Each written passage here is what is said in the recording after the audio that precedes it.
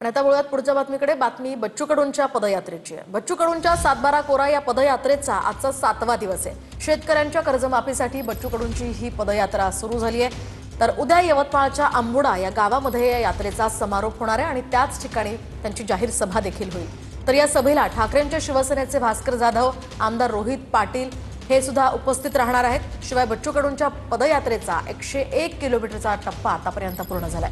या पदयात्रेसंदर्भातली अधिकची माहिती जाणून घेऊयात आमचे प्रतिनिधी स्वप्नील उमप यांच्याकडून। स्वप्नील, काय सांगाल? या पदयात्रेचा खरं तर उद्या समारोप होणार आहे, सभा देखील होणार आहे। आता सध्या या पदयात्रेमध्ये तुम्ही आहात, काय नेमक्या भावना आहेत, काय सध्याचे अपडेट्स आहेत? नक्कीच मोहिनी, 101 किलोमीटरचा टप्पा बच्चू कडूंच्या पदयात्रेने पार केलेला आहे।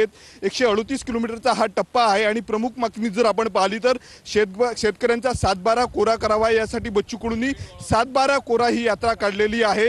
यात्रा जर आपण सध्या पाहिलं तर महागाव तालुक्यामध्ये आहे, गुंज गावाकडे ही यात्रा कूच करतायत। शेतकऱ्यांचा मोठा प्रतिसाद आपल्याला या ठिकाणी पाहायला मिळतोय। स्वतः रुमना हातात घेऊन बच्चू कडू पायी चालतायत। तब्बल जवळपास 138 किलोमीटरची संपूर्ण पदयात्रा आहेत। अनेक कार्यकर्त्यांच्या आणि शेतकऱ्यांच्या पायाला जखमा झाल्याने अशाही परिस्थितीमध्ये शेतकऱ्यांच्या कर्जमाफीसाठी बच्चू कडू निघालेले आहेत। वेगवेगळे पोस्टर घातलेले स्वतः बच्चू कडू आपल्या सोबत आहेत। भाऊ, काय सांगणार? 101 किलोमीटरचा टप्पा पार केलेला आहे। खरं तर 101च्या या किलोमीटरमध्ये अनेक चेहरे, अनेक दुःख, अनेक वेदना आम्ही फार जवळून पाहिल्या। तसं तर रोजच पाहतो, परंतु जिल्हा बदलला तरी वेदना एकच आहे, सारख्याच आहे। सगळ्यांच्या शेतकऱ्यांची लूट ही कायमच आहे। 266चं युरियाचं पोतं 340ला विकत घेतलं जातं। त्या युरियाच्या पोत्यावर मोदीजींचा फोटो आहे।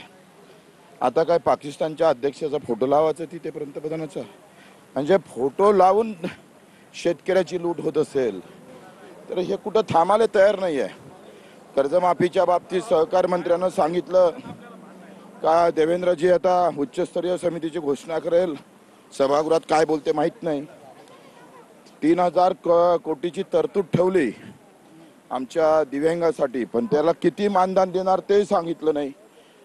शेतमजुरांना अपघात विमा लागू करावा, ह्या अनेक गोष्टी आहे। मेनपाळ आहे ते म्हणे, गणेश नाईक तर म्हणत होते आम्ही उद्या पत्र काढतोय मीटिंग झाल्याबरोबर, आणि पत्र उलटच काढलं, अहवाल मागून घेतलंय। अगदी म्हणजे अशी जे बनवाबनवी आहे ना, हे अधिकारी प्रशासन मला वाटत नाही सरकारच्या ताब्यात आहे। सभेकडे बहु लक्ष लागलेलं आहे महाराष्ट्रात। उद्या माहित पडतोय का किती लोक येईल।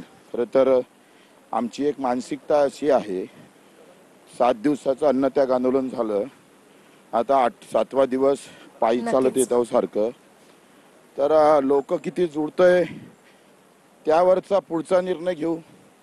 लोक स्वतःहून आले पाहिजे, शेतकरी म्हणून आले पाहिजे, आणि तेच जर आले नाही आणि त्यांनी जर नाकारलं मग आम्हाला निर्णय घ्यायला बरा होईल। तुम्ही स्वतः आज डोळ्याला पट्टी बांधून चालणार आहे, समजलंय काय कारण आहे? खरं तर शेतकऱ्याचं ह्या सगळ्या एकूणच स्वप्नील, त्यांच्या भावना आपण या ठिकाणी पाहिलेल्या आहेत। एकूणच आक्रमक पवित्रा बच्चू कडू आणि त्यांच्या या प्रहार संघटनेनं शेतकऱ्यांच्या मागण्यांसंदर्भात घेतलेला दिसतोय। धन्यवाद तुम्ही दिलेल्या सगळ्या अपडेट्ससाठी।